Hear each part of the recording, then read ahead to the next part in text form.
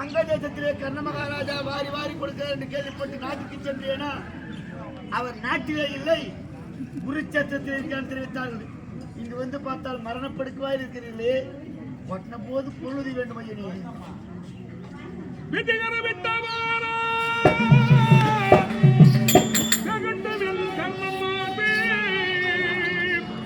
உறுதியே பெருகியோட அறிக்கையவா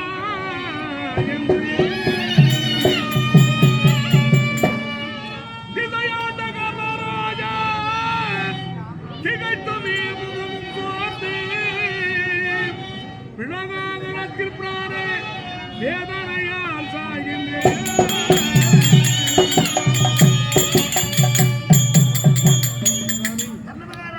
தற்பொழுது அர்ஜுனன் விடுத்த பானத்தினால் மரணத்தை பட்டுக் கொண்டிருக்கிறேன். என்னிடத்தில் ஒரு பொருளும் கிடையாது. இந்த குருச்சேத்திர பூமியிலே என்னிடத்தில் உள்ள பொருள் எதுவாயிரும் கேளுங்கள்.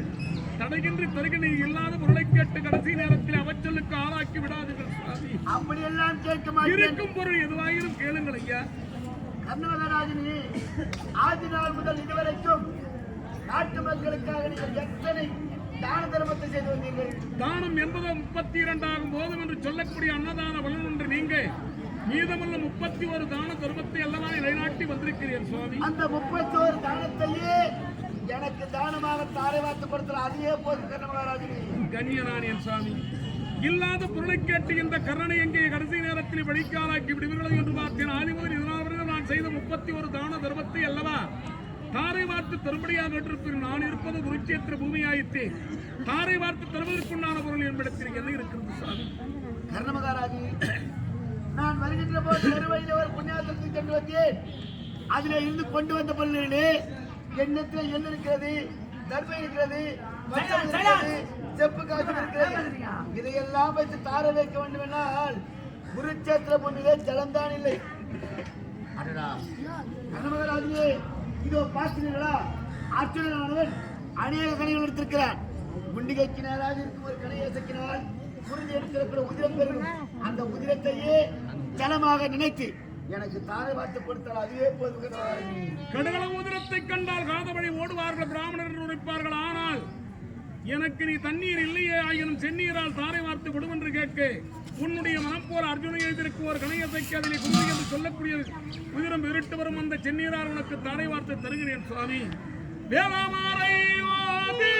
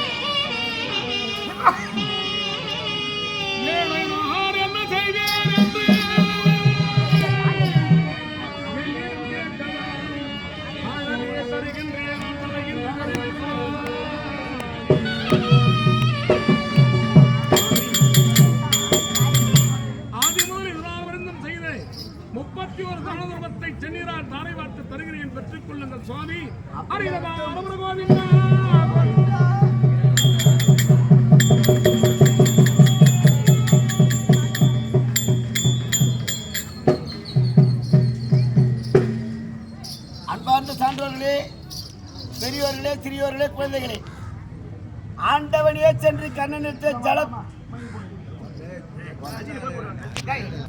கர்ண மகாராஜாவிடத்திலே தானத்தை பெற்றார் என்பது ஐதீகம். கர்ணன் தாரை வார்த்து கொடுத்தது காசிக்கு சென்ற புண்ணியம். நம்மளால போக முடியாது, எங்களாலேயே போக முடியாது, சொல்றமே தவிர ஒரு ஊருக்கு. ஆகையினாலே அமைதியாக எழுந்து வந்து இந்த ஜலத்தை கண்ணிலே வச்சு கொண்டால் எல்லோருக்கும் புண்ணியம். உன்னுடைய ஊனக்கண்ணிக்கு ஞானக்கண் தந்திருக்கிறேன். வந்திருப்பது யார் என்று கண்பிடித்துப்பா.